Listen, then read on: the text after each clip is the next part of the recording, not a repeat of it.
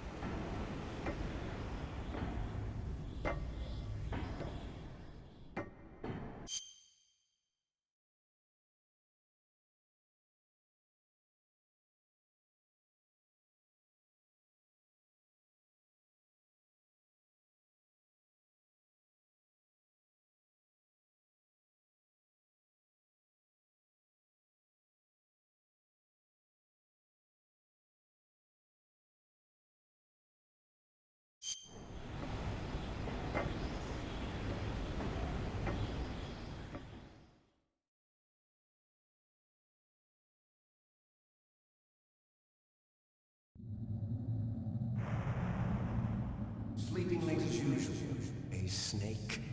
Liquid, you're still alive. I won't die as long as you still live. Too bad. It looks like your revolution was a failure. Just because you've destroyed Metal Gear doesn't mean I am done fighting. Fighting? What are you really after? A world where warriors like us are honored as we once were, as we should be. That was Big Boss's fantasy. It was his dying wish. When he was young, during the Cold War, the world needed men like us. We were valued then. We were desired. But things, are different now. With all the liars and hypocrites running the world, war isn't what it used to be. We're losing our place in a world that no longer needs us. A world that now spurns our very existence. You should know that as well as I do. After I launch this weapon and get our $1 billion, we'll be able to bring chaos and honor back to this world gone soft. Conflict will breed conflict. New hatreds will arise. Then, we'll steadily expand our sphere of influence. But as long as there are people, there will always be war. But the problem is balance. Father knew what type of a balance was best. Is that the only reason? Isn't it reason enough for warriors such as us? I don't want that kind of world. Ha! You lie! So why are you here then? Why do you continue to follow your orders while your superiors betray you? Why did you come here? Well, I'll tell you then. You enjoy all the killing. That's why. What? Are you denying it? Haven't you already killed most of my comrades? That was... I watched your face when you did it. It was filled with the joy of battle. You're wrong. There's a killer inside you. You don't have to deny it. We were created to be that way. Created?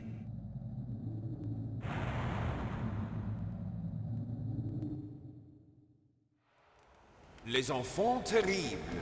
The terrible children. That's what the project was called. It started in the 1970s. Their plan was to artificially create the most powerful soldier possible. The person that they chose as the model was the man known then as the greatest living soldier in the world. Big Boss. But Father was wounded in combat and already in a coma when they brought him in. So they created us from his cells, with a combination of 20th century analog cloning and the Super Baby method. Super Baby method. They fertilized an egg with one of Father's cells, and then let it divide into 8 clone babies. Then they transferred the clones to someone's uterus, and later intentionally aborted 6 of the fetuses to encourage strong fetal growth. You and I were originally octuplets. Octuplets? Yes. The other 6 of our brothers were sacrificed to make us. We were accomplices in murder before the day we were even born. So it was you and I, 2 fertilized eggs with exactly the same DNA. But they weren't finished yet. They used me as a guinea pig to create a phenotype in which all of the dominant genes were expressed to create you. I got all of the recessive genes. You took everything from me before I was even born. But you and I aren't his only children. What? The Genome Soldiers. They too are his progeny, carrying on his genetic legacy. But they're different. They're digital. With the completion of the Human Genome Project, the mysteries of humanity were laid bare. Thanks to Father's DNA, they were able to identify more than 60 soldier genes responsible for everything from strategic thinking to the proverbial killer instinct. Those soldier genes were transplanted into the members of the next generation Special Forces. That's how they became the Genome Soldiers. That's right. The Genome Soldiers that you've been killing are our brothers with the same genes as ours. The Genome Soldiers? That's right. They are our brothers, created artificially through the alignment of nucleotides to mimic our father's genes. They too are the product of numerous sacrifices. Sacrifices? Human experiments! 1991, the Gulf War.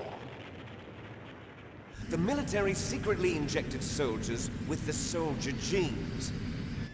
The Gulf War syndrome that hundreds of thousands of returning soldiers complained about was a side effect of it. Ha! Everyone knows that the Gulf War syndrome was caused by exposure to depleted uranium used in the anti-tank rounds. That was just a cover story issued by the Pentagon. First they tried to say it was post-traumatic stress disorder, then chemical or biological weapons. The poison gas detection units and the anti-sarin injections, they were all just a cover-up of the secret genetic experiments. So then, the so-called Gulf War babies that have been reported by Gulf War veterans are... Yes. They too are our brothers and sisters. So the Genome Soldiers mean that the experiments were a success? Success? Don't be a fool. They're a complete failure. We are on the verge of extinction. What? Have you ever heard of the asymmetry theory? Nature tends to favor asymmetry. Those species which have gone extinct all show signs of symmetry. The Genome Soldiers suffer from the same problem. Signs of symmetry. So do I. As do you. That's right. We are all on the verge of death at the genetic level. We don't know when or what type of disease will occur. That's why we need the old man's genetic information. You want Big Boss's DNA so you can save your family? It's very touching. In nature, family members don't mate with each other, and yet they help each other to survive. Do you know why? It increases the chance that their genes will be passed on to a new generation. Altruism among blood relatives is a response to natural selection. It's called the selfish gene theory. You're telling me that your genes are ordering you to save the Genome Soldiers? You can't fight your genes. It's fate. All living things are born for the sole purpose of passing on their parents' genes. That's why I'll follow what my genes tell me. And then I'm going to go beyond. In order to break the curse of my heritage.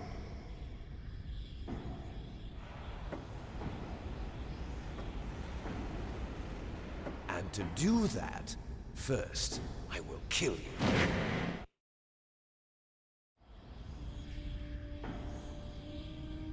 Look behind you!